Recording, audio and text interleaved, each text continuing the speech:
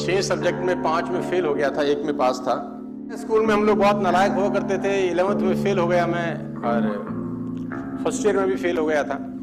और ये कहानी बताने के पीछे मोटिव बड़ा सिंपल सा है कि हमारे ऐसा नालायक आदमी अगर वहाँ से उठ के यहाँ आ सकता है तो ये संभावना किसी के लिए भी सक्षम है। So finally NEET exam is over and कुछ बच्चे होंगे जिनका काफ़ी अच्छा गया एग्ज़ाम एंड कुछ बच्चे ऐसे भी होंगे जिनका एग्ज़ाम बहुत गंदा गया है। फॉर्चुनेटली और unfortunately they are unable to make it. So this video specially for them जिनका एग्ज़ाम अच्छा नहीं हुआ है। बिकॉज सब बात करते हैं कि यार फैमिली रिएक्शन कैसा था जब सिलेक्शन हुआ, क्या होंगे, बट इस बारे में कोई बात नहीं करता कि अगर एग्ज़ाम अच्छा नहीं हुआ देन व्हाट।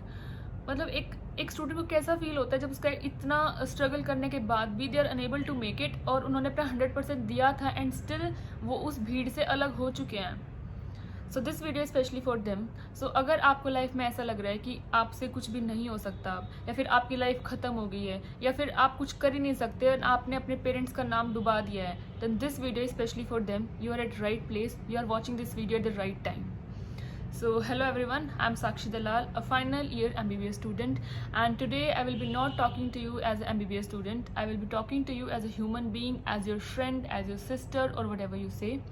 क्योंकि इस लाइफ के फेज से मैं जा चुकी हूँ एंड दिस इज़ द, मतलब वो कहते हैं ना कि लाइफ में सबसे बुरे दिन जो होते हैं वो इस टाइम पे आते हैं। ऐसा लगता है कि लाइफ में कुछ भी नहीं हो सकता एंड अब जो भी मैंने लाइफ में स्ट्रगल किया था वो कहीं काम नहीं आया एंड अब कुछ भी नहीं हो सकता लाइफ में। शायद मैं इतना ज़्यादा वीक हूँ या फिर मेरे में ब्रेन नहीं है कर पाऊँ या फिर मैं अपने आप को कभी प्रूव ही नहीं कर पाऊँगा, मैं अपनी फैमिली को कभी कुछ दे ही नहीं पाऊँगा। सो this video specially for them because दुनिया को तो यही लगता है ना कि आपका नीट क्लियर नहीं हुआ इस वजह से क्योंकि आपने पढ़ाई नहीं की, क्योंकि आपने अपना 100% दिया ही नहीं, क्योंकि आपने बहुत ज़्यादा टाइम वेस्ट किया।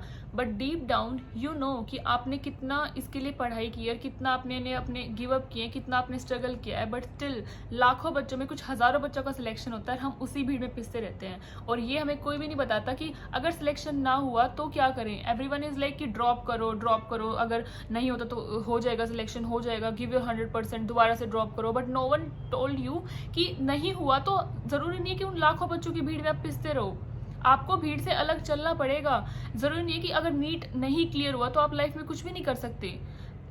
नीट सिर्फ एक एग्ज़ाम है, नीट सिर्फ आपके एक लाइफ का छोटा सा एग्ज़ाम है। इट्स नॉट योर लाइफ कि आपकी लाइफ खत्म होगी, कि नीट क्लियर नहीं हुआ तो आपकी लाइफ ही खत्म होगी, you are good for nothing.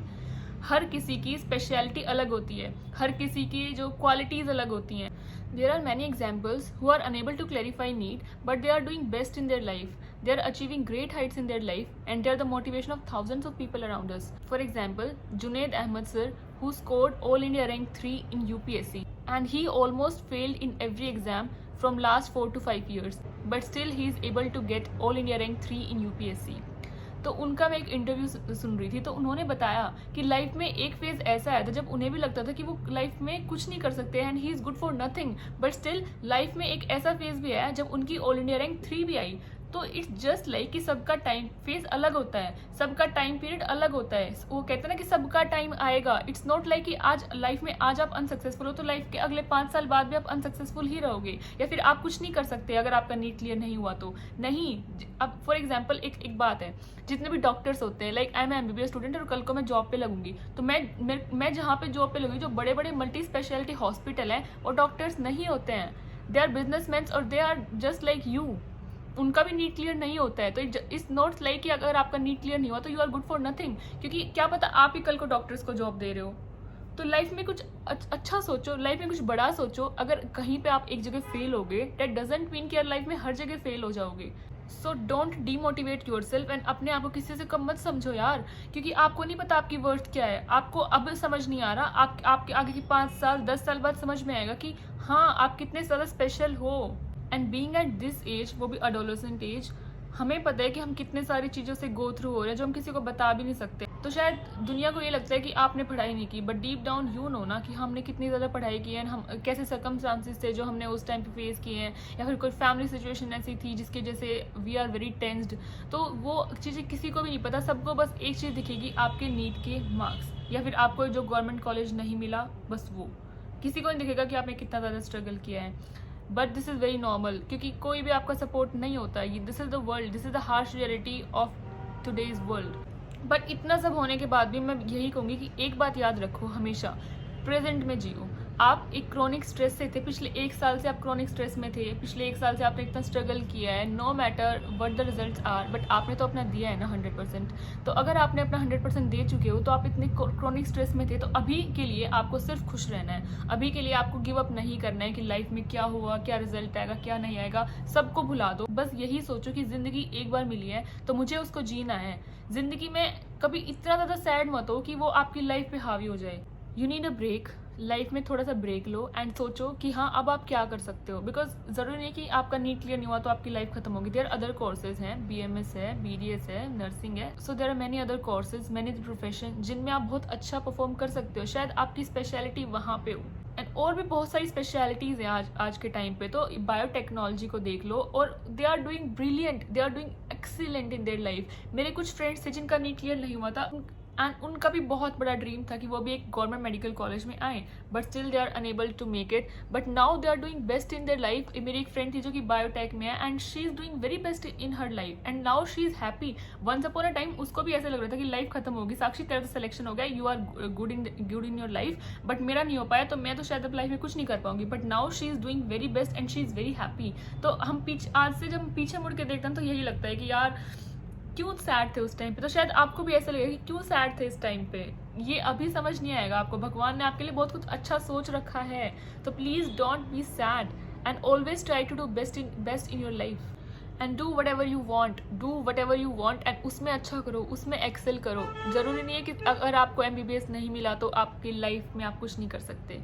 Sometimes we lose small battles to ultimately win the war. आपको लाइफ में कभी भी लो फील होना या फिर लाइफ में लगे कि भगवान आपके साथ बहुत बुरा कर रहे हैं, तो एक बार मेरे बोलने से मार्केट में जाके देखना। मार्केट में छोटे छोटे बच्चों की साइड देखना जो कि उस टाइम पे आपसे पैसे मांग रहे होंगे, जिनके लिए वो 1 रुपये जो आप देते हो उनके लिए वो कितना ज़्यादा इंपॉर्टेंट है, जिनको खाने के लिए पैसे नहीं है, जिनके पास रहने के लिए स्पेस नहीं है। या फिर इतना तो छोड़ो, आप अगर आप इस प्रोफेशन से हो तो एक बार जाके ना हॉस्पिटल में चले जाना। हॉस्पिटल में जाने के बाद आपको पता लगेगा कि छोटे छोटे जो बच्चे होते हैं उनका फ्रैक्चर हो गया, एडोलेसेंट है, उनके पेन है, उनका कोई क्रॉनिक लीवर डिजीज से, कोई क्रॉनिक किडनी डिजीज से जा रहा है, जिनके पिछले सालों से डायलिसिस चल रहे हैं, सालों से इंजेक्शंस चल रहे हैं, और कितने ज़्यादा वो पेन में अपनी लाइफ में। तो एक बार उनको देखो।